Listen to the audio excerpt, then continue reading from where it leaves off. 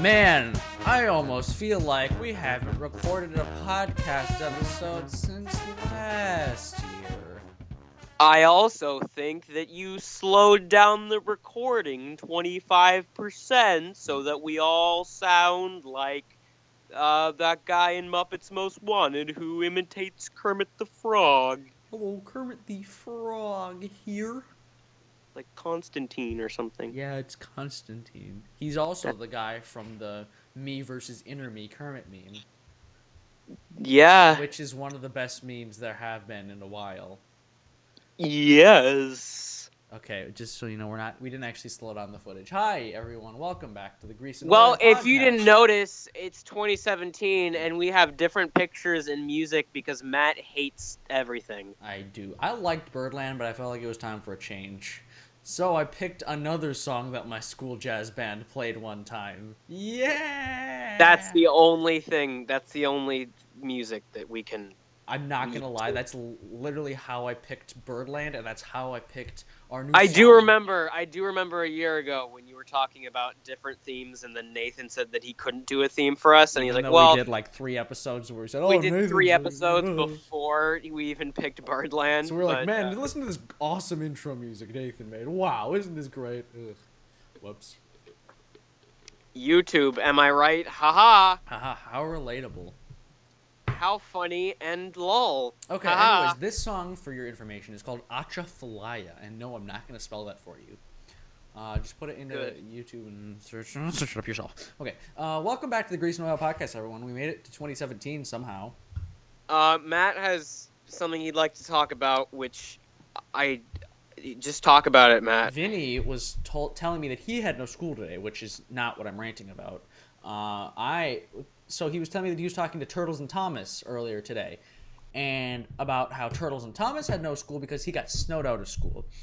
Here's my thing. I think that if Turtles and Thomas got any less than 4 feet of snow, then he should still be going to school.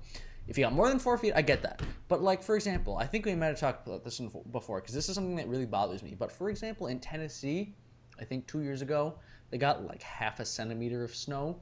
And, like, kids were, like, stuck in the school. The teachers and administrators were saying, you can't go home, it's too dangerous. There's half a centimeter of snow outside. So kids literally had to sleep over in the school the whole night because people were too scared to drive. And just the way southern states handle snow is, it's triggering to me deeply, especially since I live in a state where we get pretty much yearly, like, 6 feet of snow and we still go to school, stuff like that. What do you think about snow, Vinny? What is a snow? I live in California, where I live next door to Tom Cruise and Johnny Depp, and we just go skateboarding and surfing. Cowabunga, hang 10, wow! And you go sit in your hot tubs, all 3 of you in the same hot tub. All 3 of us in the same hot tub all the time, we're making movies, and we're surfing in the hot tub all day. You're surfing That's in the me. hot tub? Cowabunga, eat your pizza. What a horrible bit. There are cats everywhere. Starting 2017 off with horrible bits. I love it. I can't wait. 99%. Vinny, do you mind if we start off this episode talking about your status as a horrible boyfriend? What did I do? You told me about this before, and you told me about this last week, and I'm still not gonna let this go. You Skyped Turtles and Thomas during your dates with your girlfriend. Okay, That's for so the record, bad. That's not okay. But it's not. It was like 5 minutes, and we was just telling Turtles to shut the fuck up and go away. You can do that. We don't by need to bring Matt. We don't need to bring this into the podcast. This is not stuff that people need to listen to. You can do that. I'm not gonna discuss this any further. We're gonna leave my girlfriend out of this, and we're gonna move on. Okay, Matt? Okay. Fine. We're not gonna talk about this. Okay. I'm avoiding the bit, but okay, fine. It's fine. Vinny's avoiding the meme. But besides, maybe it's okay that we're letting this one go because we have quite a bit to talk about in today's episode. All right, let's move on. Oof, we are... So, yesterday, or I guess earlier, today. 7 weeks ago when we last recorded an episode. Our next episode is going to be talking about Misty Island Rescue. My next episode, I mean this episode. We're talking about Misty Island Rescue. That's right, the horrible Thomas movie. So, as you guys might know, I really dislike Day of the Diesels, and I think Day of the Diesels is a worse film than Misty Island Rescue. And I disagree. Still think that is true. However, Misty Island Rescue is more flawed as just a genuine whole, as a product. Okay, I'm not forming sentences well. As a product, Misty Island Rescue is worse. As a movie, Day of the Diesels is worse because Misty Island Rescue tries more and tries to be more inventive and tries to give us more different things that are more visually interesting and more visually engaging. Day of the Diesels does nothing to do that. However, Misty Island Rescue is completely unsalvageable, and Day of the Diesels could have been something really good. Yeah, I guess so. Misty Island could have been really good, but I still think that Day of the Diesels could have been really good, but I think Misty Island is just worst. There is nothing good about Misty Island. There are about 2 things in this movie that I think are good. What are they? About 2 things. And okay. So, before we just start, I'd like to address several things. One is that for this podcast episode, I went and I made sure to refresh my memory, because I've seen Misty Island Rescue a good amount of times, but just today, I went and rewatched Misty Island before we recorded this episode.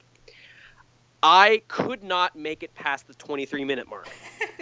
So this review might seem a little bit biased, but I don't care because I've seen the movie plenty of times and I do know what happens in the movie. So I feel like it's fair for me to make this review because I started watching Misty Island Rescue this morning at 10:25. I was 23 minutes into the film at 1:30. Wow. I had to constantly, every 30 seconds in the film, I had to pause and write down my thoughts because, as you know, I always write down my thoughts as I'm watching these movies. I take notes for the podcast so that I can better formulate what I was thinking during the viewing experience. You put 100% more effort into watching these movies than I do. I put a lot of effort into these reviews because I think there's not really one clear argument, but I wanted to make at least one clear argument because not many people really talk about these things in specific reviews, at least that I think that are credible. And that's why you have over 1,000 more subscribers than I do, because you actually. And that is why I don't think that the Grease and Oil podcast should be considered a credible source in any way, shape, or form. But I'm gonna act like it is. So. And that's why I know my ABCs. Yes. So basically what I'm getting at here is that I just watched the movie. I spent 3 hours watching 20 minutes of the movie. Oh, man, I'm so sorry. I did not, basically, right around the point where Thomas arrives at the logging station and they're throwing logs around, that's where I paused. I said, fuck this. I have enough material for 3 episodes of the podcast just in the first 20 minutes of the movie, 25 minutes or so of the movie. So I'm just going to talk about that. Because I know how the rest of the movie plays out, and I could not do it. I could not make it through because we would spend probably about 4 or 5 episodes discussing all the stuff that I wrote down had we covered the entire film. So, with that being said, I'm going to let Matt talk about it first off. Here you go, Matt. Take it away. Thank you. In my opinion, the only way to watch Misty Island without wanting to, gouge your face off is by watching Misty Island Riff Trains, which, by the way, is a great series by Darth Ratbat. Not sponsored by Darth Ratbat. We should get him on the podcast. We definitely should, although I don't know how. Well, I didn't think we could get Paul's vids, but we did. Oh, you're right. Also, we're not doing a tweet time this episode just because we really want to talk about Misty Island, and just because there were no tweets that particularly stood out to us too much. I mean, we did get one that was like, get Rob back on the podcast for a movie review episode, which, I mean, we'll try, but he's never on. But anyways, I'm not talking about Misty Island anymore. Misty Island is terrible. It's so bad. It is. I'm not. The end. Goodbye, everybody. Oh wait, no, that's not our intro music anymore. Crap. I forgot how Out Your Fly goes. Anyways, Yeah, but Misty Island, I don't think there's anything. The only. Okay, I'll change my thought. The only Okay, redeemable wait, thing about it. Matt. Let's take a moment. We've both been talking really quickly these past couple Yeah, minutes. we Let's have. just take a moment before we start talking about this movie anymore. Let's just have a little moment of zen. All right, is it Matt? Matt, you with me here? Yes, I'm. All right. Breathe in. Breathe out. That's not breathing out. That's breathing in. What are you doing, Matt? You're fucking. Okay, you ruined my moment of zen. Whatever, Matt. Okay. The rules are out the window. The world is anarchy. Cats and dogs living together. Mass hysteria. Man, I love Ghostbusters. That's a good We're not movie. talking You know about what's not a good Ghostbusters, Matt. movie? Misty Island Rescue. You know, it's not a good movie. Ghostbusters 2016 with Melissa McCarthy. Ooh, That's not a very good movie, but we'll talk about that movie another day. maybe. What we are going to talk about is Misty Island Rescue. Matt, your thoughts? The only redeemable thing about this movie is the Diesel 10 scene, and even that's bad because it made us all hyped for Day of the Diesels, and then we got real disappointed and sad because Day of the Diesels turned out to be bad, man. Sorry. I don't know what that was. Anyways, but yeah, I'm not normally one to complain about realism in Thomas and Friends. But holy shit, this movie needed some real quick. But I mean, there's a scene where they go like on a shake bridge on Misty Island. I did not even in my rewatching session. I didn't even get to that point. And then they go on a zip line to go across of the bridge. I think. But at the very least, these are creative things that Day of the Diesels would have never delivered because Day of the Diesels did not give us anything new. It was just boring schlock that was just following Percy. This film was so unrealistic and so ridiculous, and threw everything at the ceiling to see what's stuck. At the very least, you can say that all of these ridiculous bridges are like. They're interesting and they're unique and they're creative, but they're really unrealistic at the same time. And you know, this is a worst case scenario where I'm trying to make the Shake Bridge a positive. You heard it here really first, bad. folks. Vinnie Smith defends Misty Island Rescue, says it's a good movie. I did not say that it's a good movie, but you're going to edit this audio to make it say, Vinnie Smith thinks that is a good movie. I for sure am not going to do that. This is editing. I did not put these all together in my mind. Got him. Yes, I can sentence. Got him. Now I'm going to make you say, I am a bad boyfriend. I am a good boyfriend. Damn it. My editing skills weren't quite that good. Anyways, God, Misty Island was so bad. And then they go through a log tunnel, and then there's Bash Dash and Ferdinand in the movie. And then Okay, so I have people on Misty Island. I have so much to talk about even Weezer. before Bash Dash and Ferdinand come into the story. The Sodor Search and Rescue Center. So okay. So I'm here. Here are my notes, and I'll be reading these with occasional interjections from me. What? With occasional interjections from me. That's usually how these episodes turn out. Yeah. So okay. So the first thing I said was right off the bat, the opening credits are extremely stylized and well animated to the point where you actually consider the idea that this might be an interesting film. The cheesy, like, baby version of Pirates of the Caribbean music actually kind of works to the film's advantage, creating something completely different and unique from what we've seen from this franchise before. This could have been really awesome. However, all notions of that are completely thrown out the window once the narrator speaks. Poor Michael Brandon. The first, like, minute and a half of this movie is actually really cool, because you're seeing all these things, they're like, ooh, what's this? Oh, this rundown logging thing? And then the movie completely ruins it, but I have to say, the opening credits are, like, flawless. I love the style and the cartoony, the 2D rundown forested quality is really cool. I like it a lot. Yeah.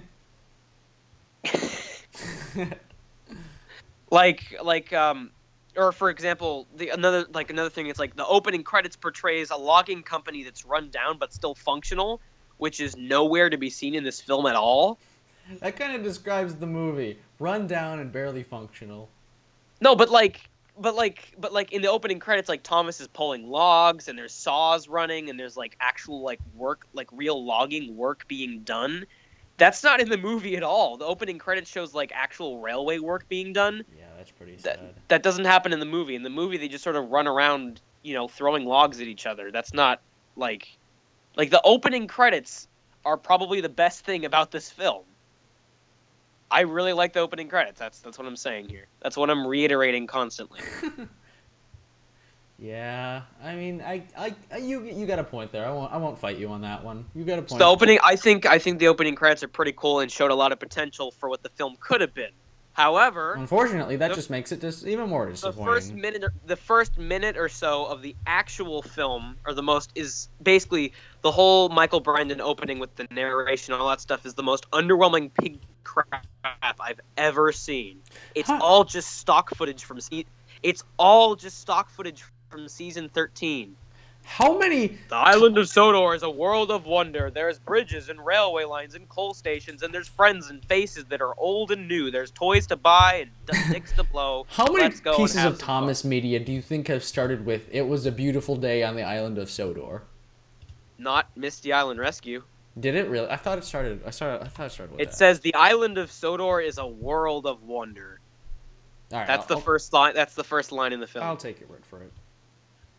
So the first minute or so is interesting, but it's pretty generic, and it's really, really bad because it's all just intercut with all this really generic stock footage from season 13, which also I have to say right off the bat is that all these people on Twitter who have been praising Nitrogen are pretty correct, because Nitrogen had about 10 great shots in its run, whether it was in the movies or the TV show. Other than those, like, maybe 10 amazing shots of animation, the rest of it's pretty shit. The animation is so flat and dull. Like, it's not bad per se, but much like all the train simulator videos on YouTube, it just feels so fake and artificial. It probably comes down to the lighting, but all of, like, this entire film just looks so fake. Mostly because we're used to Arc's animation and, you know, the point that we're at with season 20 and how the animation looks today. But oh my god, season 13, 14, this Nitrogen animated crap from 2010 is so bad. Poor Nitrogen. And they were clearly not given a very large budget or creative control with terrible scripts. It's just there's no redeemable quality about this film. It's nothing. Wow, Vinny, how do you really feel about this movie?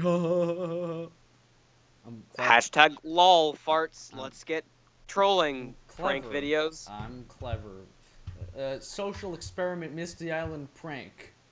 Gone logging locos. To wake up from this episode and to find out that it's all just a dream. Gone logging locos experiment. Oh yes, the Reverend is alive and well. He's a severed head in a jar. We're pranking the Reverend. It's all social experiment. Oh my god. Get your finger out. Oh man. What do you think the Reverend W.O.G. would think of this movie? He thought that Henry's Forest was terrible. So I can't even begin to fathom. Do you think the Reverend would actually just have a heart attack and just die if he were still alive? Yeah, because his body would be so old. He'd be like 112 or something. Okay, if he wasn't 112. Yeah. Yes. Yeah. All right, good. I'm just the tone of if you can't tell, the tone of my voice throughout this entire episode is just so completely out of it because he watched this Misty movie Island scarred yesterday. Me. Like this what? Because you watched Misty Island yesterday. That's why you're so out of it. No, I watched Misty Island today. Oh. Were you listening to what I was saying earlier, Matt? Definitely not. I was reading a Wikipedia page on something. I watched this movie like an hour ago. Oh, really? Oh, yeah, you definitely texted me that. I should have remembered that. Whoops, that's my bad. Yeah, you asshole. God. I'm pretty sure I'm ADHD. Whoops. Anyways, back to the movie. Okay, so so you still don't like this movie less. You dislike this movie less than you dislike Day of the Diesels. Okay.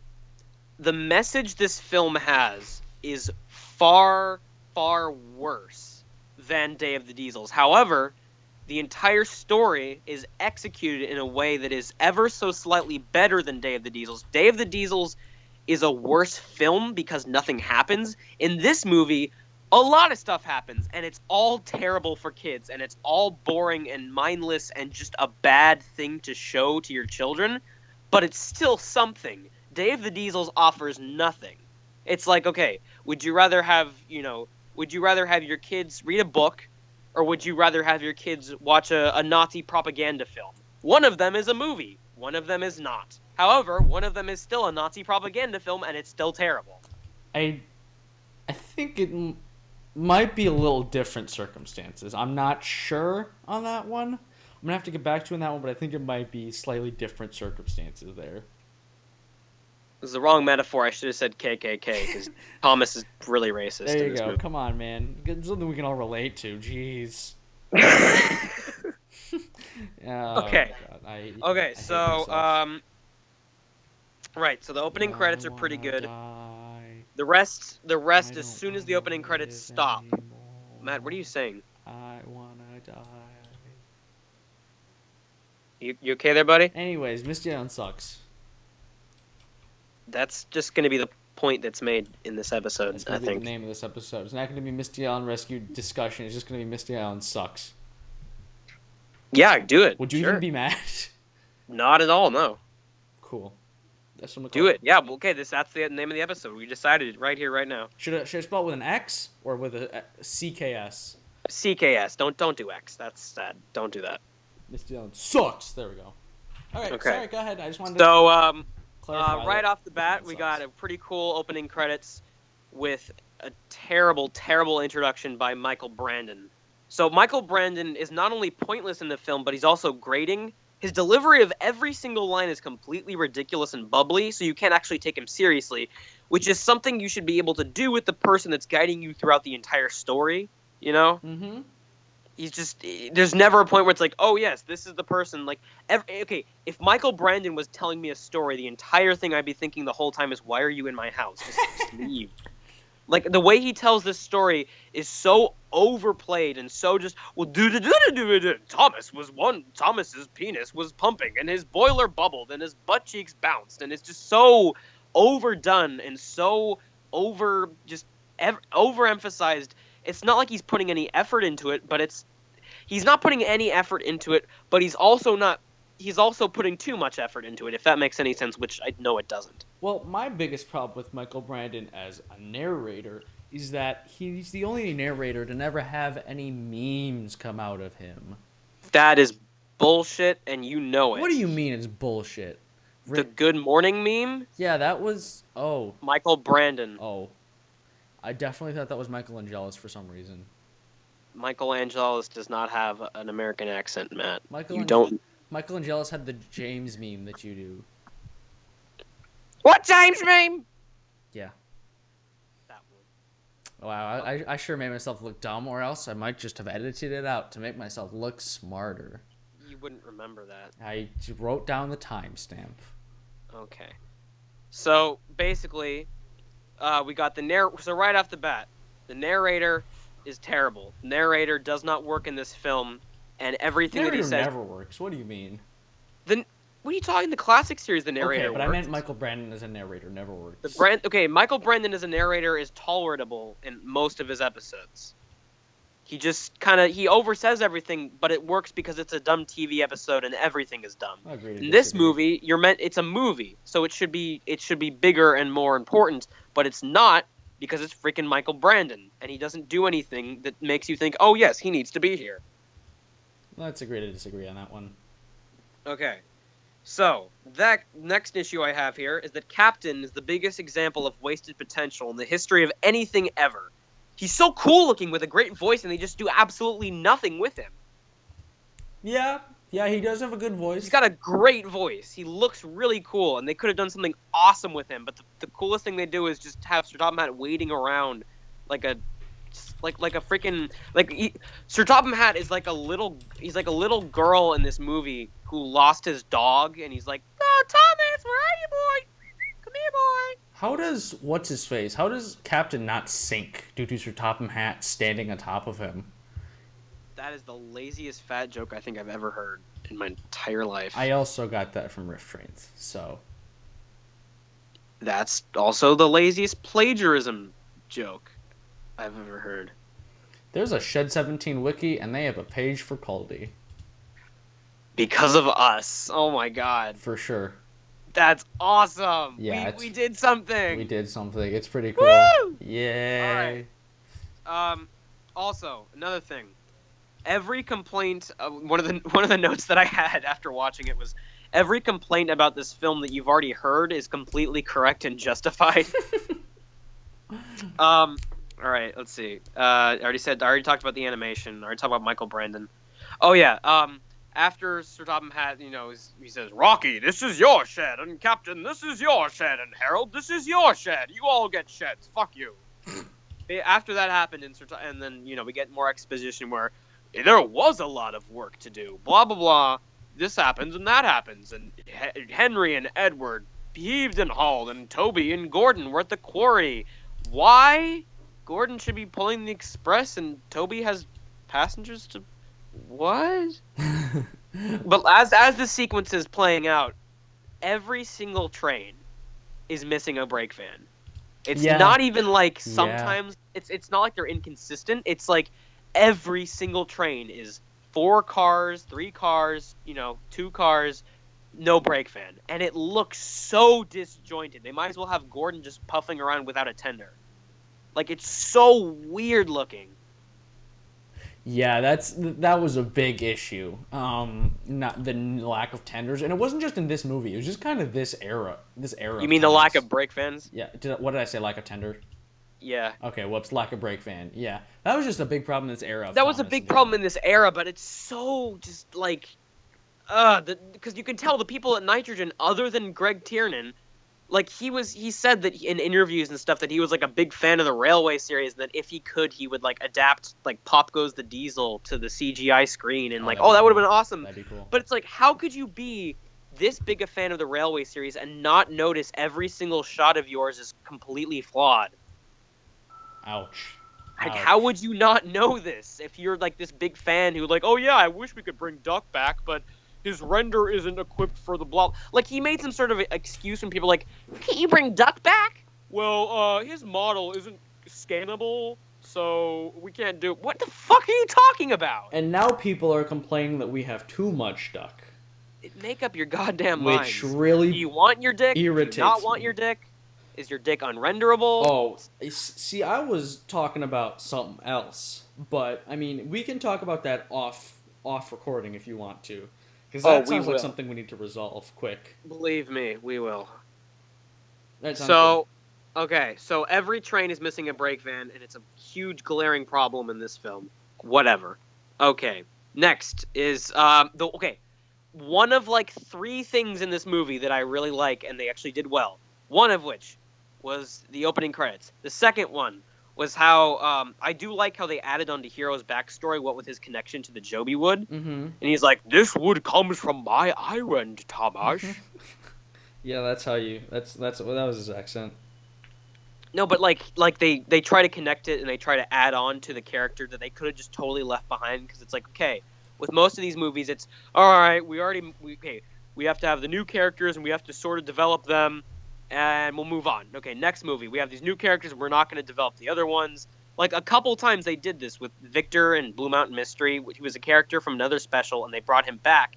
He wasn't a new character, but they were going to develop him just because they could. Same with this. They took Hero, which is a character from another special, and they developed him further. And they said, oh, well, this comes from his island. And it is developing not necessarily the character, but like it expands his backstory and it makes him more interesting if you have that connection with the Joby wood. That's like the one clever thing they did in terms of writing in this film. I guess. That's really it in terms of clever writing. The 3 things that I have to say that were positive in this film, that's the only thing that has to do with writing. You only have 3 positive things to say about this movie? And I've already said 2 of them. Yeah, well, that's one more positive thing than I have to say. All right, what are your 2 positive things? My 2 positive things are the Diesel 10 thing and the intro. All right. That's it. That's about it. I mean, the Diesel 10 thing was okay. It wasn't great, but it was okay. Mm-hmm. I guess the lack of negative makes it a positive. Not really I guess you can't really have neutral points. The lack of negative makes it a positive, I guess. That's a good way of putting it. Yeah, just the lack of... That's like the one part in the movie... That's like probably the one part in the movie where it isn't just totally fucking awful. I guess. We're kind of reaching here. we're really reaching to make positive. So, like I said, so there's three or maybe four. If we're talking about the Diesel 10 scene at the end, that's a real stretch to say four, but okay, we'll go with four. Sure. So, my next point is that every single line that is said, either by the characters or the narrator, is painful to listen to. It's all spoken through this filter of nonsense babble that requires a legitimate translation after every sentence. Every single line. Not just some of them, but every single spoken line by anyone, the characters, the narrator, the engines, or Topham Hatt, doesn't matter. Every single thing is blah, blah, blah, bubbly, bubbly boilers, blah, blah, blah, special, special, blah, blah, blah, Misty Island Joby Wood. The Joby Wood is very, very, very Joby. Is Joby now like an adjective? Yeah, freaking, or like cranky, cranked crankily. That's an actual line from an actual episode that was actually... Line. That's a real line that Sharon Miller wrote. Cranky, cranked, crink. Wow. I'm not even making that up. Wow. That's really bad. Oh man. Okay, what else do you have to say about this? Okay, so every line like this, that's half of the reason that I actually in like my 10th viewing of the film, which was today, I actually had to turn it off after 23 minutes because I spent 3 hours analyzing 20 minutes of the film, and I could not do it. I could not make it through the rest of the film. I wanted to like do stuff with my day. I couldn't make through. I couldn't do it, and a big part of that was because every single spoken line is nonsense, and it does not make any coherent sense just at all. Every single line is just, what are you saying? What are you saying?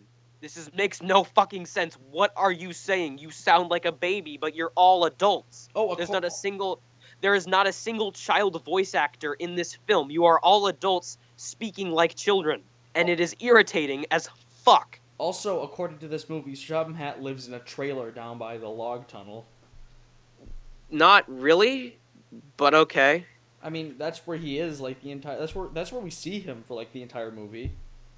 Because that's his temporary job office on the construction site? Yeah, but why does he have to have a temporary job office on the construction site? He's the controller of the railway. So that they can have the scene where it's like, whiff, this tunnel is bad, good night. How do you think they order Whiff's glasses? Do you think they kind of like they must order them in bulk, like the bat masks in Batman Begins? Yeah, but like, who do you think makes them? The Steamworks. Oh, excuse me. Yes, of course. How could I forget the legendary Sodor Steamworks? Or whoever the fuck made Diesel 10's claw. Oh, okay. That's fair. Or whoever decided to paint like lipstick onto Daisy and shit like that. Okay, I see your point now. There's a lot of weird comical things that the engines have in the TV show. Just go with it. It's all Uncanny Valley. Doesn't matter. Do you think the engines in Sodor ever get boogers from the giant noses? It's kind of hanging out there. From the giant noses, and only like 3 of them have nostrils. Someone draw some fan art of an engine with the booger. Feel free to make the booger as gross as possible.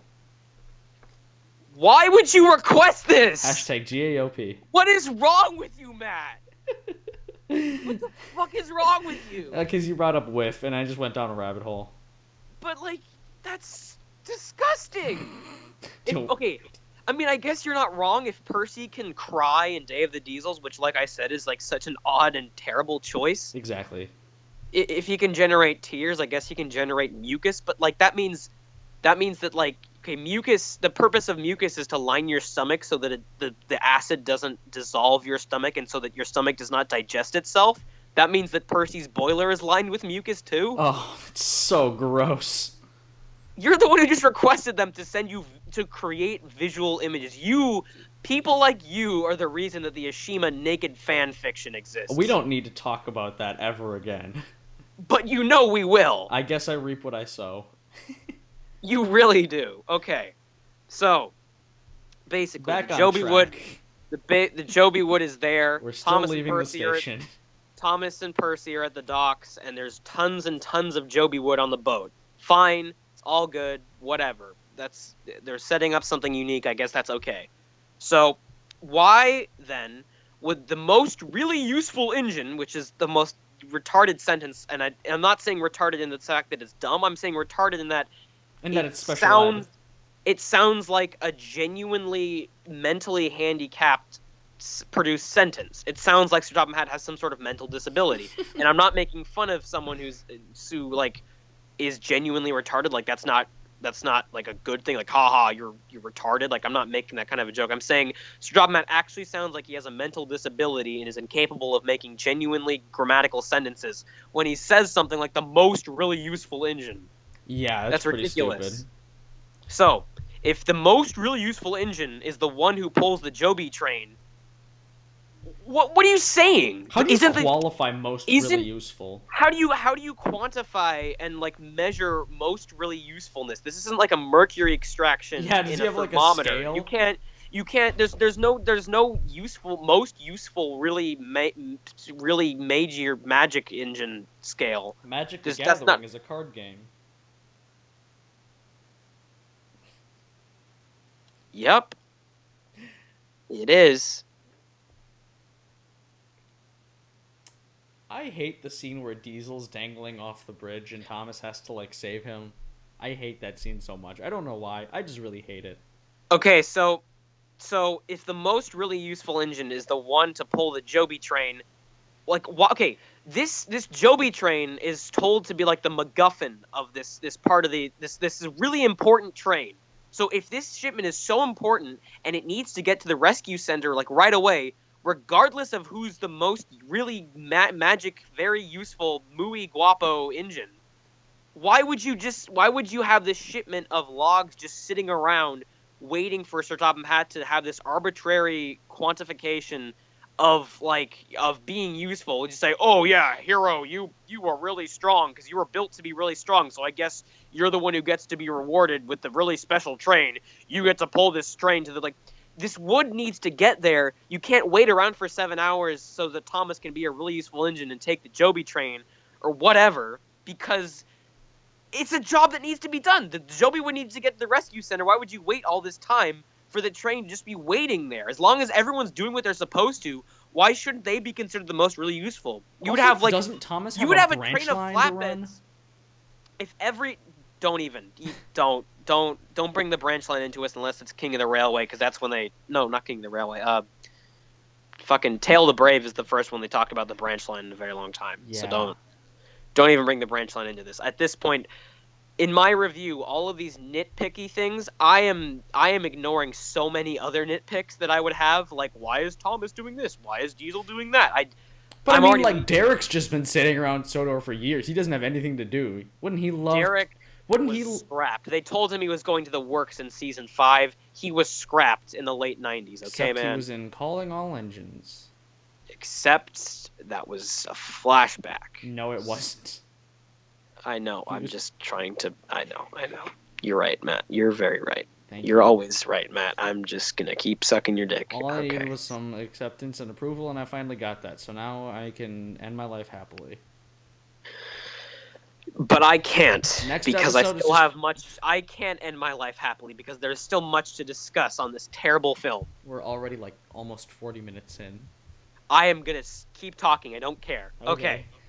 So you would have a train of flatbeds being pulled by, like, 20 engines, because there is no way to justify the most really useful, very much magic engine. Also... Here we have the big obligatory Thomas is racist to Diesel scene that everyone always talks about. So there's in the plot, there is absolutely no reason for Thomas to be so painfully hurtful and simultaneously happy about his hurtfulness while speaking to Diesel. Why would this scene is so strange to me, because there's never a point where Thomas is reprimanded for his actions. There's never a point when Sir Topham Hatt says, "No, Thomas, all of my engines are the most really useful. You can't talk to Diesel like this." There's never a point where the audience is meant to feel, okay, what Thomas said is wrong. There's never a scene where he is reprimanded or said, or the audience is told, "Hey kids, don't be a racist." This scene is totally shrugged off and acted like it's normal. There's never a point where it's said that this is a bad thing. and that in your movie is a bad thing. It's Your really movie, sad that we can call Thomas out for being racist and not be joking either. That's really sad. he actually says, "You'll never be that." But it's so bad. It's not even the fact that he says it. It's fine if he says it, as long as he's reprimanded and the audience is made very clear. It's made very clear to the audience that this is not the thing to do. Most of this review and most of the things that I wrote down are not from the perspective of a film at this point. It's just from the perspective of a parent who is showing this to their kid and thinking, okay, this is my, educational movie for my kid. It's going to sell some toys. It's going to entertain them. But it also needs to teach them a lesson. And, it has to have morals. And this film does not have any sense. It has no normal sense of morality or any type of good lessons to tell. Because if your main character is doing this right off the bat, and this is the standard that you're setting, you're fucked. The entire film is like this. And I'll get more into this later, but I wrote so much about this, I have to keep going. So like I said, there's this scene. It's just a throwaway line. It's meant to feel like, oh yeah, this is normal. This is just how Thomas talks. You'll never be that, Diesel. Haha, we'll move on. What a dick. It's not stressed upon.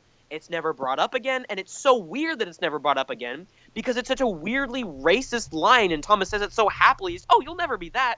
Why does he say it so happily? It should be addressed later on that Thomas was wrong, but it's not, and that's why the moral spectrum of this film is so flawed. You used a lot of big words there.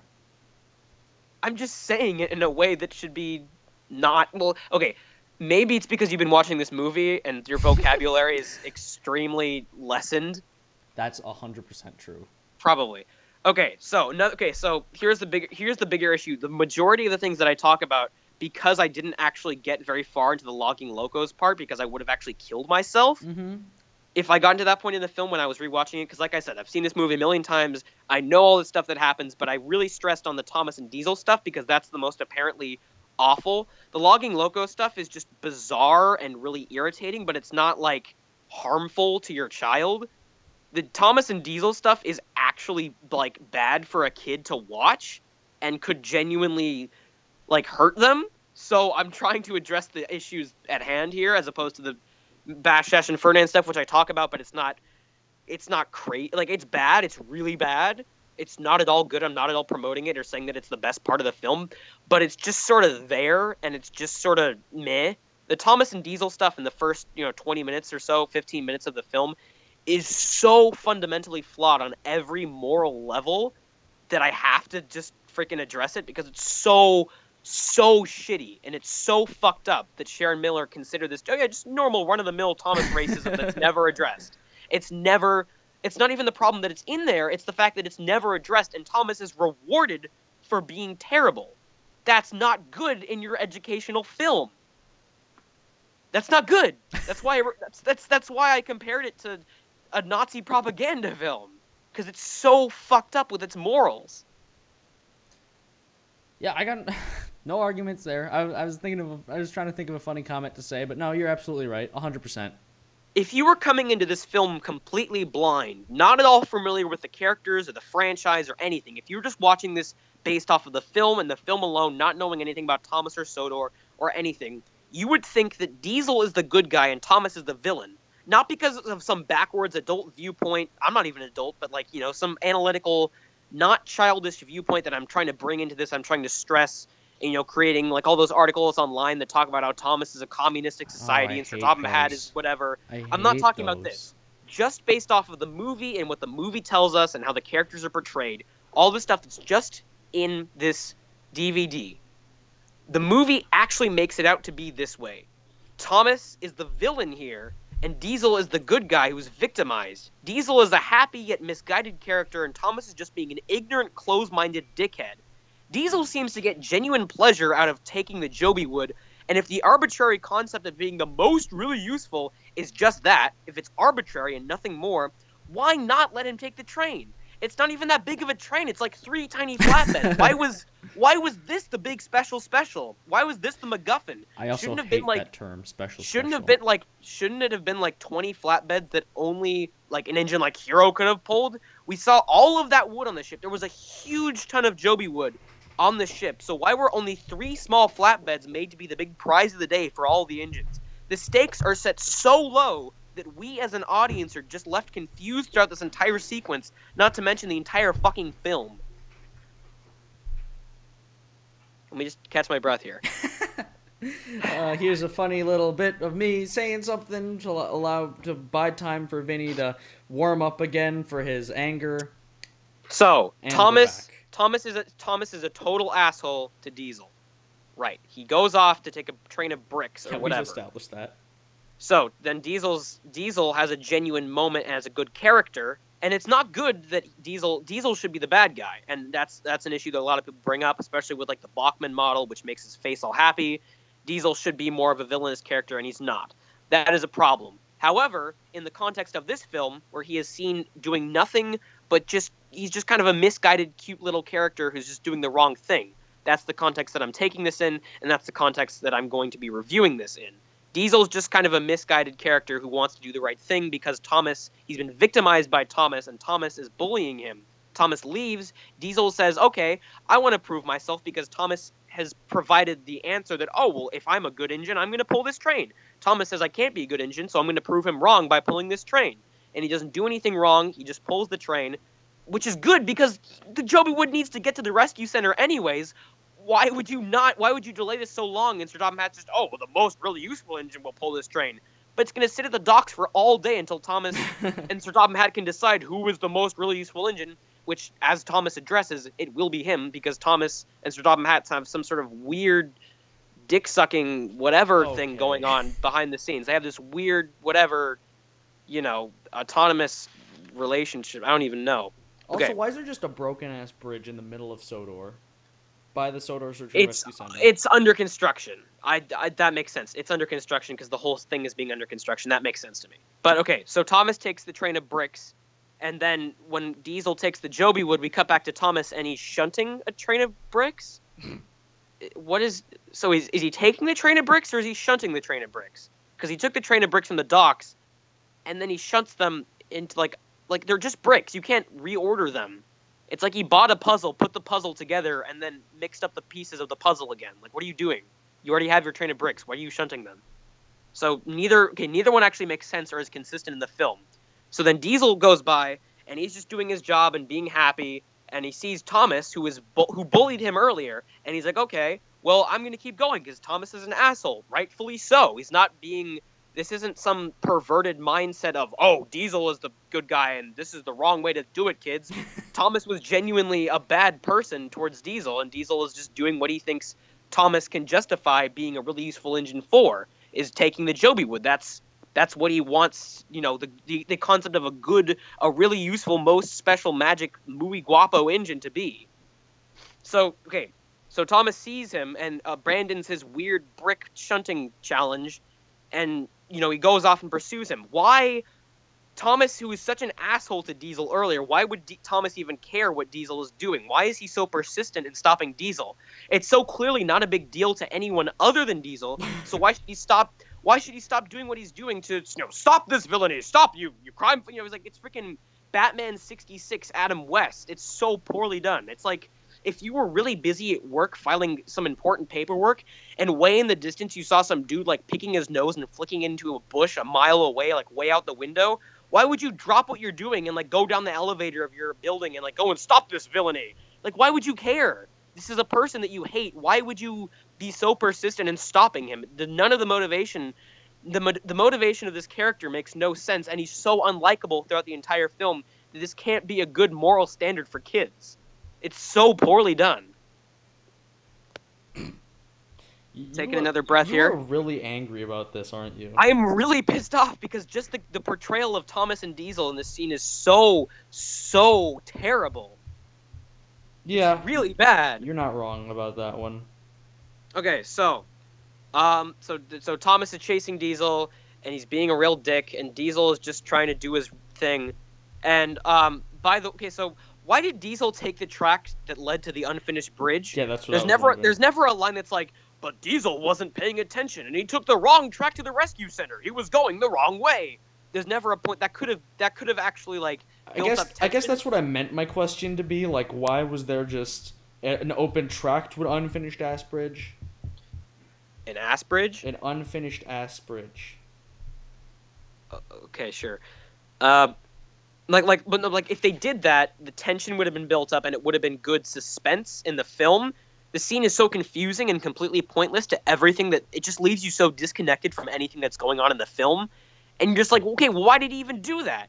If he's gonna be a really useful engine, and take the Joby Wood to the rescue center, why would he even bother taking the broken bridge part? And like you said, why would this broken bridge, or not broken bridge, but a bridge that's under construction, why would there be no like construction workers or guards, or like why would the points even be set that way so that Diesel could go onto the bridge if he's trying to be a really useful engine? Because at this point you see him as the protagonist, as the good guy, and Thomas is the asshole who calls him. He says you can never have fulfillment in life, Diesel. He's basically saying that your religion and your race is completely bullshit, and you can never be the strong white male protagonist that I am. Huzzah! I am Thomas. Buy my toys. He can never be that, and there's this weird dynamic. Like this entire movie is just it's just doused in this really weird sense of, I wouldn't say like monogamy, but just this really weird, it's just unintelligent baby nonsense. It's so I can't even make a fucking sentence. You can't even make sentences. I can't even form a sentence, and it's not a coherent thought. But it's so just unnerving and underwhelmingly creative that it's just so poorly made, and I would never show this to my kid ever. Like, not just because it's, oh, this is blasphemy and it makes no sense in terms of a railway and blah blah blah. Fuck that shit. Even if it made no sense in terms of the railway and realism and what Audrey would have wanted, it still could have been an interesting story that I could have maybe shown my kid if he was 2 years old and wanted something to watch. And I'd say, yeah, that was creative. It was dumb as fuck, but it was creative. But nothing in this film is substantial or, like, educational enough that I would even warrant buying the DVD, except for the fact that I did because I was a dumb kid 5 years ago and I wanted to buy it. I used to buy all the Thomas movies, and now I don't because everything was on YouTube. But this was before things are on YouTube, and I just kind of went and bought the DVD right when it came out because this was 2010, and I was 9 years old. Actually, I might have this movie on DVD too. I'm not even gonna lie. I have Misty Island Rescue and Day of the Diesels on DVD. Wow, that is the power couple. Jeez. Yep, exactly. So So Diesel is taking them to the rescue center. Somehow he fucks up. He's on the edge of the bridge, and the Joby logs are teetering. And the third point in the film that I felt that it was genuinely good, the first being the opening credits, the second when they gave backstory to Hero's character, which makes no sense because Hero's not the main character and he doesn't play a part in this film, but it's interesting. Why is Hero back on Sodor even? He hasn't left yet. Really? I thought he went back to Japan at the end of Hero of the Rails. And then he came back in season 13. Oh, you see, that's the thing. There we go. Okay, never mind then. And then he never left after season 13. He was gone for like 6 months. Like, yeah. Actually, I'm not even kidding. He was gone for like 6 months in 2010. Yeah, I don't watch. Again, I was surprised NPS doesn't watch the TV show. Oh. Yeah, but no, they brought him back in season 13, and they made a big... There's a whole episode about bringing him back, and they made a big welcome home party and whatever. So, okay. For what it's worth, the third point in the film, and probably the final point in the film where I actually felt that they did something good, was when Diesel is teetering off the edge of the bridge. It's executed really well, basically only due to the staging of the animation. Like, the framing and the cinematography is really cool. It's not the writing, it's not the voice acting, or the actual quality of the animation, which, like I said earlier, Nitrogen, it just feels so artificial and fake. Everything looks really cheap, and they clearly didn't have very much of a budget to do anything interesting. But, when Diesel's on the edge of the bridge and you're watching it, you do feel it is the only point in the movie where you're on the edge of your seat and you're like, oh shit, he might actually fucking die. Whoa, this is crazy. Like, it is executed well. The animation isn't good, the writing isn't good, and the lines are like, oh me, oh my, hell. Yeah. It's really bad, but just the way that it's shot and the angles and the way that it's edited is actually really good because you think there's a little bit in your mind that thinks, oh fuck, he might actually fall. Whoa, this could be cool. And then obviously he doesn't because Thomas comes and rescues him, and it's dumb. But for that 30 seconds or so where Diesel is teetering off the edge, it actually is probably the only instance of good filmmaking in this movie. I don't know, man. I get what you're saying. I don't know why. I hate that scene so much. No, and then Thomas. Okay, so Thomas saves him, and he says, "Hooray, Diesel! Hooray!" And he voice cracks like crazy. And here's the next point that's a major issue with the film.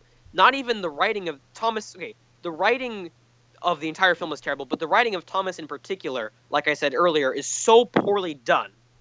But this could have maybe been salvaged if the voice actor they got was interesting. However, Martin Freeman is terrible. Martin Freeman is such an odd choice for Thomas. I don't understand why they thought he sounded like Thomas, the character, would sound at all. He has these weird moments where his voice gets really deep sometimes, and sometimes it cracks oddly, like in the "You're free, Diesel! Hooray!"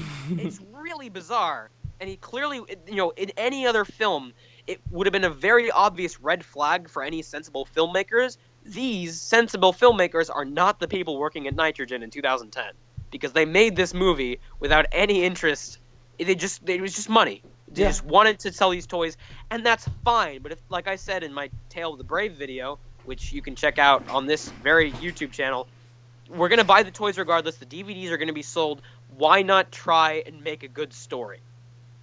Because that would require actual effort. That would require effort, and that's something that Hit Entertainment and now Mattel are not interested in. The only person that's interested in making a good film is Andrew Brenner, but he is put in so many restraints, and we're not even going to talk about Andrew Brenner in this episode because Andrew Brenner had nothing to do with Misty Island Rescue. He was brought on in Blue Mountain Mystery, and that's... Which, bless up for that. That was 2 years later. Like, oh my god, I can't even imagine freaking Andrew Brenner in Misty Island. That'd be terrible. So let me just catch my breath here, Matt. You can talk for 30 seconds. We still haven't had Andrew Brenner or Andrew Garfield on the podcast yet for our Andrew off that we promised in the second episode. I don't remember us promising that. We promised that we were going to have Andrew Brenner and Andrew Garfield fight to the death in an Andrew off. Okay, well you can arrange that. Let me just catch my breath. Let me get some water here because I'm actually running. My throat is really dry because I've been talking way too quickly and way too quickly and way too frequently. So let me just you talk, Matt. Go. Way too quickly and way too fastly. While we wait for Vinnie to catch his breath, I'd like to advertise delicious. I was gonna think of a fake Thomas product, but honestly, I got nothing. I was trying to think of a pun. I was trying real hard. Tidmouth Kippers. Tidmouth milk. Okay. To put in your tankers and make media with them. Get it? Because that's a person. Okay, I got my water. Thank you. I drank my water. Here we go. So struggling. another issue. So the writing is obviously poor.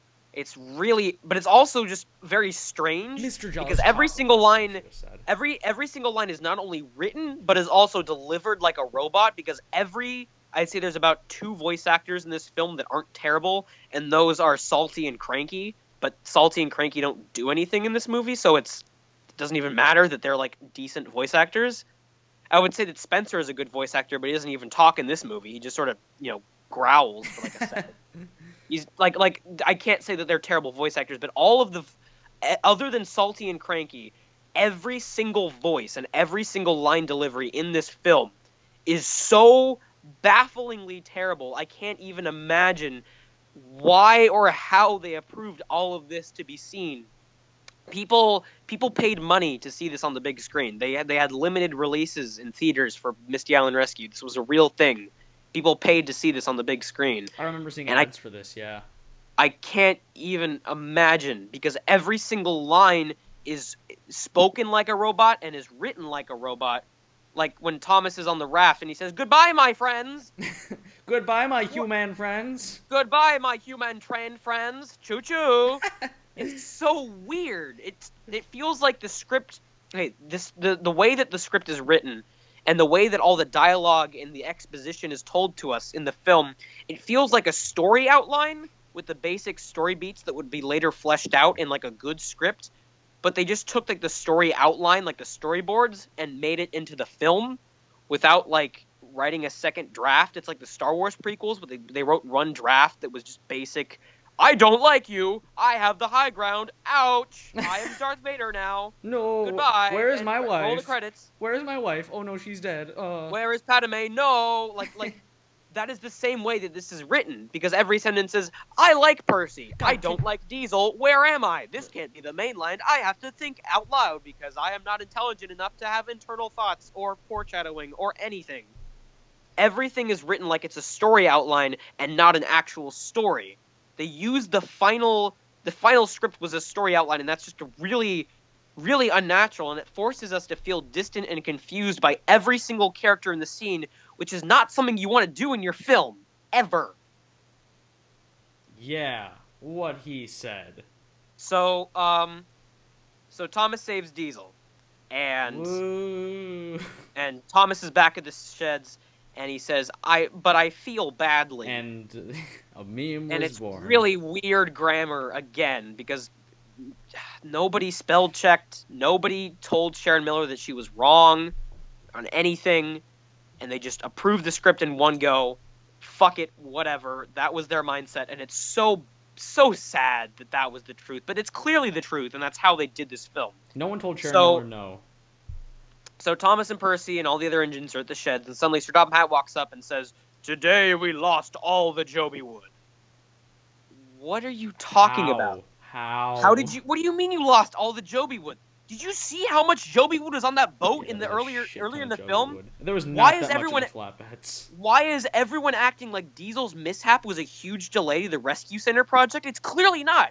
I'm making a big deal about this because the film wants me to see it as a big deal, when even a 5-year-old can pick up on this incoherent logic. You don't need to be an overly analytical critic to see that the setup for the Joby Wood plot makes no sense, even in the most basic form.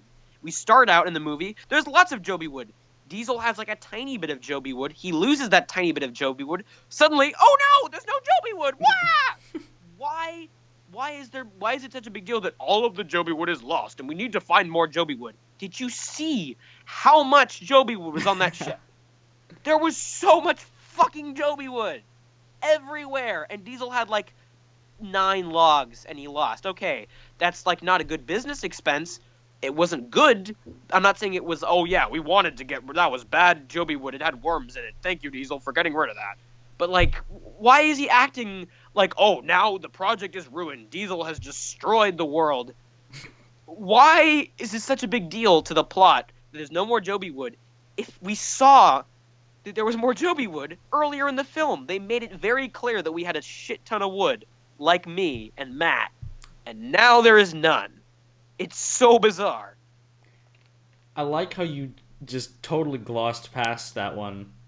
I don't think we even need to do a bit on that one. I think that one sort of speaks for itself. Also, okay. I didn't rewatch this movie. You rewatched this movie. I didn't. I just remember how much I hate the terrible parts of it. Why does Thomas even get on the boat in the first place and then get lost at sea? I don't even remember that. Because, okay, so here's another thing. So, because Sharon Miller has such an odd conception of, like, normal everything, like, she doesn't understand human interaction, grammar, logical relationships, plot details, anything. She does not understand anything in coherent human interaction. She figures that the Sodor Rescue Center is just one of the various facilities that a normal railway has, and so she says, "Oh yes, Thomas, for your act of bravery by saving Diesel, who is a character that we hate, and everything that he did was being a really useful engine, Diesel was wrong, and you shouldn't strive to be a really useful engine. You get to go to the mainland rescue center." What? Why do they have one of those? What is a rescue like a rescue center is like some weird arbitrary like building, and it's some weird childish name that they just made up so that kids know, oh, this is the rescue center on Sodor. That's not an actual. It's not like, oh yes, there's a shed and a harbor and a rescue center. Those aren't like the 3 big facilities of a railway in real life, which means that there is not a rescue center on the mainland, and yet Thomas is rewarded for doing nothing just to go to the rescue center that doesn't exist on the mainland. That's why he's on the boat, so he can visit the mainland rescue center, but that doesn't exist because there's one rescue center on this weird island of talking trains and fat men. That's it. So, okay, another thing. So Thomas is being rewarded for his blind acts of stupidity. Why? Are the filmmakers actually trying to tell kids that it's okay to do what Thomas does? He acts like such a fool in every instance that he's on screen, and the fact that he wasn't killed like 15 times in this movie is absolutely baffling. This entire era of Thomas is plagued with such backwards morals and portrayals of role models that it actually kind of sickens me. 5 years ago, these were the people that we were letting our kids watch. These were the people that were saying, yes, these are the correct things that we want our kids to learn. These are the morals, and these are the people that we want teaching our kids these morals. Really? It's not even poor filmmaking and poor storytelling, but it's wrong on every level of morality and just being a decent person. Just being a normal person. This film fucks up being a normal person because it was made by fucking robots. This film and all of the hit-produced stories of this era preach the worst messages in the most convoluted and bizarre ways possible that are nothing but harmful to a child. We've already broken the hour mark, and I'm still going. Why do I Matt. feel like we're not even close to being done? Matt, okay, we're not going to talk about the whole movie because I didn't even watch the whole movie, but we are past the hour mark in the recording. Don't end the recording. We're still talking. Oh, so yeah, for sure. Okay, Joby Wood is lost for whatever fucking reason, even though we saw so much of it earlier. Fuck you. Thomas is going on the boat. So the big plot. Okay, so the plot that is set up is that Thomas is a good guy. Thomas saved Diesel. There is no more Joby Wood because of what Diesel did, and now Thomas is going to the rescue center as a reward. So, why in the very next scene do we see Spencer? Why is he even included at all? Like, I guess it was nice continuity if you were looking at the CGI series from afar, but it's not like his presence is even mentioned in the film. It's not like foreshadowing and it's set up where Spencer is like in an earlier scene. He just shows up out of nowhere and then he disappears. He's in like 2 shots of this movie. Why do they even care to mention that Spencer was also going to the mainland?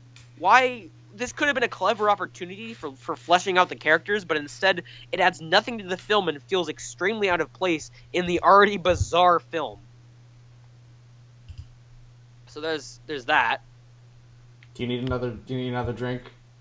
I think I'll go one more. So basically my notes are just large paragraphs of random. Okay. That I'm not. Yeah. So Spencer is lowered onto the boat, and Thomas is waiting to be lowered, even though there's no reason for him to be lowered because they just need a thing to explain Misty Island. So Salty shows up, and this was Salty's first appearance in CGI. So it was like, oh, he's a returning character. That's cool. So like I said, Salty is one of maybe 3 performances in this film that isn't terrible. However, his quote-unquote story about Misty Island is so strange and out of left field that it destroys any credibility that the returning character might have had.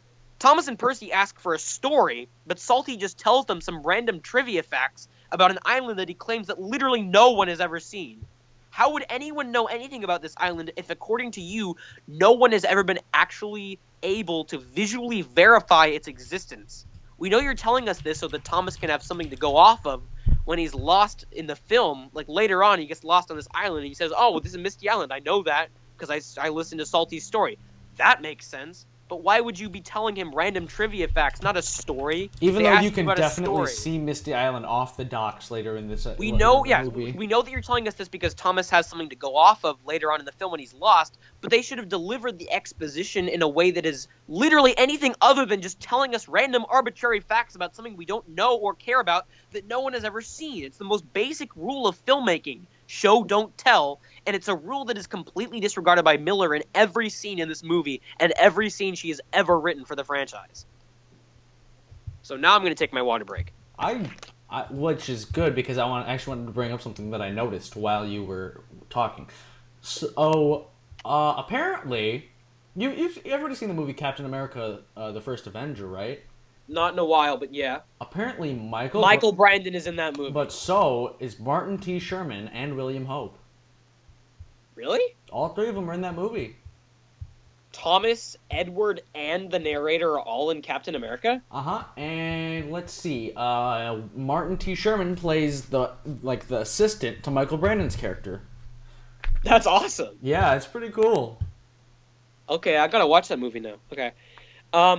Okay, so Salty tells them this weird... It's not even a story. They ask him for a story, and then he just tells them about an island that doesn't exist that no one's ever seen. That's so bizarre. But okay, we'll let that pass, like everything else that's terrible in this movie, which is fucking everything. Yeah, So you're right. Diesel. So Salty tells them random trivia facts about an island that no one has seen and doesn't exist. And then Diesel shows up. Like, we don't even see Diesel arrive. He just appears out of nowhere. He just pops. He just arrives there. And, Sir Topham Hatt's, Diesel would like to say goodbye and good luck, Thomas. No, he wouldn't. Don't lie, Sir Topham Hatt. Okay, so you're clearly forcing him to do this, and this was clearly like a clever little character thing. It could have been good, except for the fact that you just feel bad. Because earlier in the film, Diesel is characterized as a good character. He did nothing wrong. It wasn't his fault that he went and destroyed the Joby logs. That wasn't his fault. The tracks were set in that way. He couldn't have changed that. He's being punished for being a really useful engine, and it just feels really weird. So the arrival of Diesel is so spontaneous and pointless that it makes all of the scenes with him earlier completely useless to the film. It wraps up his quote-unquote story arc where nothing happens. Diesel is kind to Thomas. Thomas is cruel to Diesel. Diesel is confused and then pursued by Thomas. Thomas is rewarded for his cruelty, and Diesel is punished for being a really useful engine. The only purpose Diesel adds to the plot is that he was giving the audience reasons to dislike Thomas, which most of the time isn't the intention of the makers of a bright, happy film for toddlers. That shouldn't be your goal in a film that's clearly just meant to market toys and be educational for kids. That shouldn't be your goal to make your main character, your protagonist, unlikable. But the only thing the Diesel plot does is set up that Thomas is an asshole, and he clearly shouldn't be when you're supposed to be rooting for this character throughout the entire film. Diesel is he's just an innocent bystander that gets abused by the railway system, and it's never addressed again. We never see Diesel for the rest of the movie and just, goodbye, Thomas, and good luck, goodbye. And you feel so bad for him because he did nothing wrong. He was trying to be a really useful engine because Thomas told him right to his face that it was impossible for him to have a purpose in life. He tries to show Thomas that he's wrong and that he can be a really useful engine, and then he gets punished for wanting mortality. That's so fucked up. Yeah? It's a really backwards moral, and this entire film is full of backwards morals. Okay, so Diesel goes away, and Thomas is about to be lifted onto the ship, but then the dock manager says there's no room in the ship, even though there clearly is, because Spencer is the only engine in there, and there's like a shit ton of room.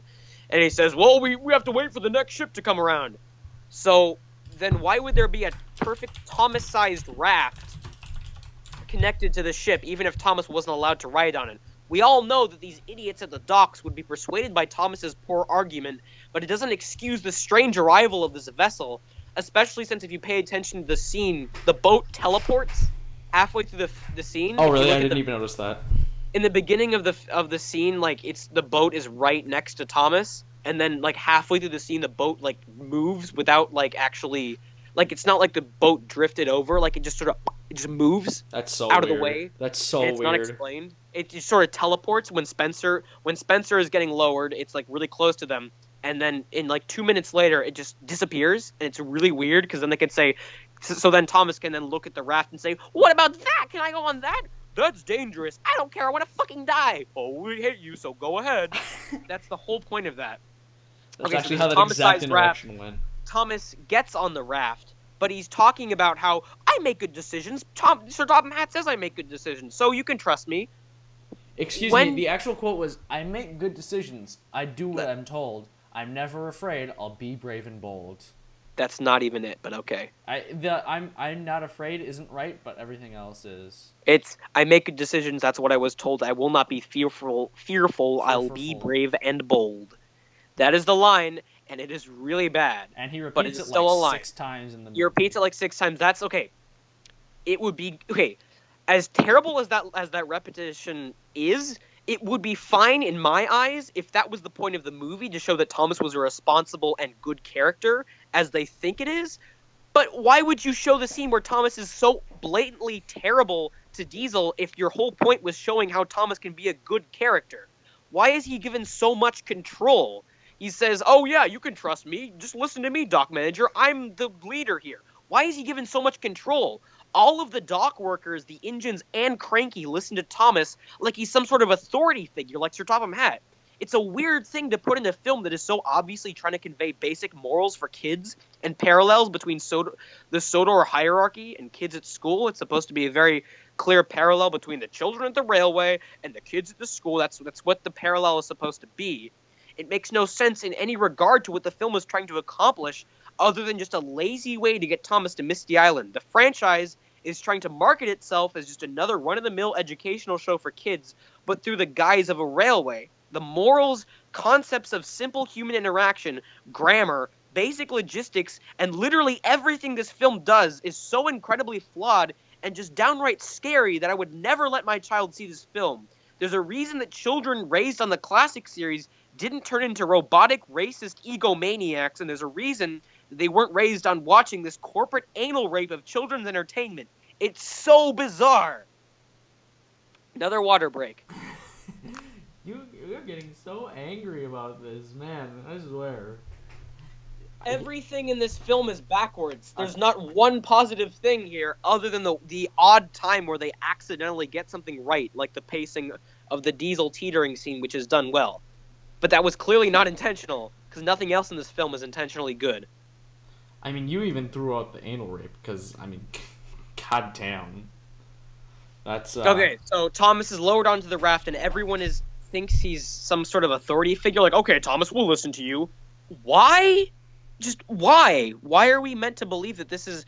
It's clearly supposed to be showing that Sir Topham Hatt, has this weird connection with Thomas, and he's like, Thomas is the golden boy of the railway, and that could have been really cool, but they didn't do anything with it because he's supposed to say, oh yeah, Diesel, you'll never be that. I'm just a stuck-up guy, but I'm also supposed to be the hero. So are you trying to make Thomas the good guy or the bad guy? Because earlier, you clearly made him the bad guy, and Diesel is punished for being a good engine. So what are you trying... The movie doesn't know what it wants to be, but it doesn't know what moral it wants to be. It doesn't know anything, and it just throws everything at the freaking ceiling and see what sticks. And none of it is good. All of it is just backwards, and it's so bizarrely done in every aspect of writing and voice acting and animation, and everything is so weird. This whole film is just uncomfortable. Everything everyone says is just so squeamish and just awkward, and it makes you want to turn off the movie like I did, because I couldn't even make it past the 23-minute mark. I had to take out the DVD and put it back in the bookshelf. I couldn't fucking deal with it. It was so bad. Wow. That was quite a rant. So Thomas is lowered onto the ship, and, he says, goodbye, Percy, and, he makes the joke about the three toots of my whistle, and I'll see you later, blah, blah, blah. And so there's a connection. The movie tries to have a connection between the two protagonists, Thomas and Percy, but all of it is lost to the confusing way it's written. No one talks like they do. They talk like weird robots with, sometimes they have really great grammar and really perfect, yes I do, no I don't, goodbye my friends, blah blah blah. And then sometimes they have terrible grammar, and it's really weird, and they don't talk like children, and they don't talk like adults, which makes it completely unrelatable from a film standpoint. You want your main characters to be relatable so that you care about what's happening in the movie, and the stakes that are high later when shit goes down, you want to care about your main characters so that you can see them have the happy ending. The whole point of the movie is to watch them go from point A to point B, and I watch them learn a lesson, and you learn a lesson in the process. But your characters can't be relatable if they all talk like robots. It doesn't work. That's not how movie making fucking works. This has been basic storytelling with Vinnie Smith.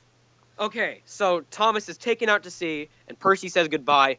Whatever. It's trying to be an emotional moment, but it doesn't work because they all talk like robots, and it's terrible. So Thomas is out to sea, and suddenly the chain snaps, and it's of the steamboat, and so Thomas is adrift. And it's supposed to be this really big tension-filled moment, and oh no, the chain to the steamboat is snapped! Help! But the movie doesn't make it like it's a big deal. It's supposed to be this really big moment where the chain snaps and all hope is lost because Thomas is now adrift at sea. You don't know what's going to happen.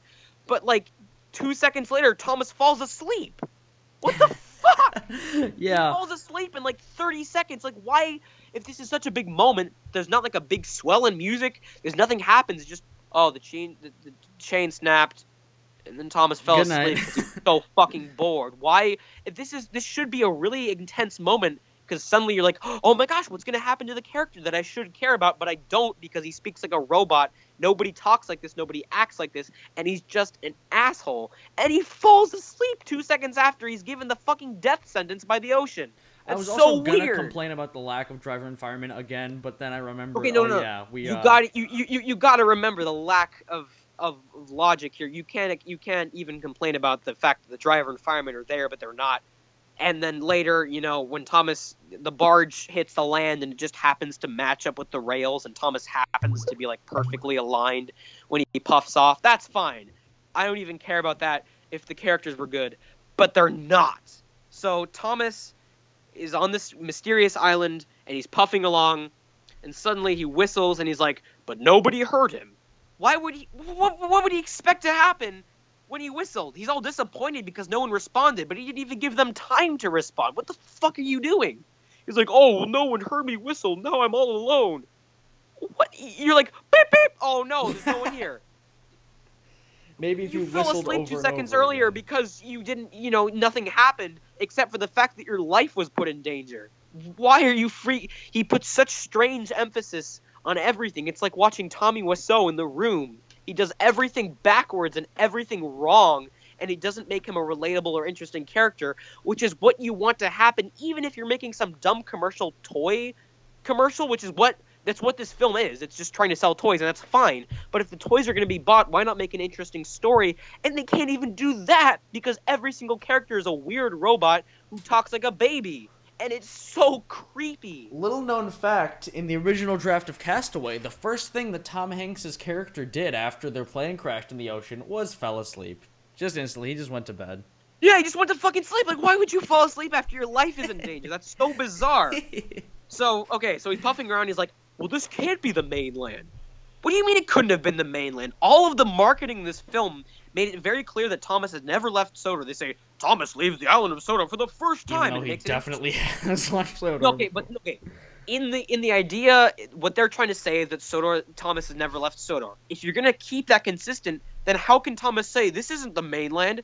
You've never left Sodor. How do you know what is and isn't the mainland? There's no reason you can say, well, this isn't the mainland. You don't know what it is. You've never left Sodor. They just told us you haven't left Sodor. You can't tell us that you don't know what the mainland is if you haven't even fucking been there. He's given no reason to think that he's given no reason to think it has anything to do with Misty Island until he's told it's Misty Island.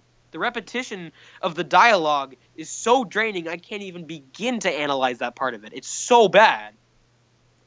Yep, you said it.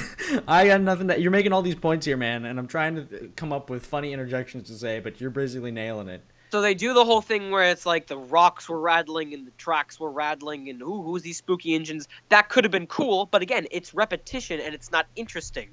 And so it's okay, so how did Bash, Dash, and Ferdinand get back to this point when Thomas runs into them? And Thomas runs into them for the first time and they're angry with him. Why? They're like pissed off and they're all grumpy and they have these downward facing eyebrows. Why are they angry at Thomas? Because they don't want to play his game. They don't want to play hide and go peep. Or they approach throughout the movie, Bash, Dash, and Ferdinand's approach to everything is so weird and off-putting. It doesn't make they're trying to make it seem that Thomas is like the close-minded one and he's the one who says, no, you can't do this. He's trying to be like the authoritarian guy. Even though he's just a little tank engine that nobody cares about, it doesn't matter. Like this movie, much like Revenge of the Sith, puts such an emphasis on Darth Vader and how Darth Vader is important to us in our world, because Darth Vader is important. This movie thinks Thomas is some sort of big authoritarian guy because we know who Thomas is. In our world, Thomas is a famous person. In this movie, Thomas is made to feel like he's a famous person or a big important person that gets to go to the rescue center. But he's not. Sodor would be fine with or without Thomas because he's just some tank engine. It doesn't matter. But he's all pissed off at the logging locals. You don't know where Sodor is. You don't know what this is. You're just idiots. But Bash, Dash, and Ferdinand never do anything that makes it interesting and say, oh, well, Thomas is just being a dummy. What Bash, Dash, and Ferdinand is doing, it looks fun. They're so weird and creepy the entire time that it doesn't even matter what they're doing. It's just like, oh, just stop. Gross. What do you do? What are you doing? With the freaking logs? There's never a point where it's like, oh wow, those are cool. I want to be like the cool kids. Like they're truly They're clearly trying to market these guys as the cool, weird hillbilly guys. You want to be like them. Why? What? This guy doesn't even say anything other than that's right. Why would you want this to be your cool guy? That's just weird.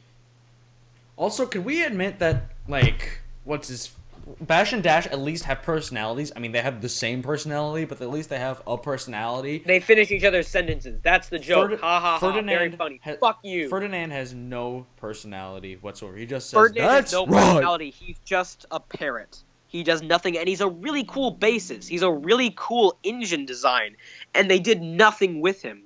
He could have been. I forget who did it. I think maybe the Unlucky Tug was talking about how it could have been like a Bill and Ben and Boko thing, where you got the two rambunctious twins and the old wise character who has to keep them in order, like Grandpuff and Falcon and Stewart. This could have been really cool, but they did nothing with it. Really cool. It could have been really cool if they had the old wise engine who has to, keep the two twins in order. That could have been really cool, but they didn't do anything with it, and they just made Bert and Ann. Oh, that's such a missed opportunity. Just a fucking parrot. Just, that's right, that's right, that's right, that's right. Ugh. It's so painful. But the logging loco, like I said, the biggest problem I have with this film has nothing to do with the logging locos. It's the way that Thomas is portrayed and how everything he does is seen as correct, even though everything he does is so backwards and so robotic and so fucked up. But this movie portrays Thomas as the end-all, be-all epitome of, like, perfection and this perfect, Boy Scout, perfect role model for kids. But everything he does is so fucked up and so terrible. It's like, why? This is your moral standard? This is your role model? Why? That's such a terrible thing to tell the children. That's such a backwards thing to tell the children, that this is your role model. This is the really useful engine. This is the golden boy of the Sodor Railway. Why would you even say that if everything you do on screen is just a huge middle finger to every character that you interact with? It's so backwards and so terrible.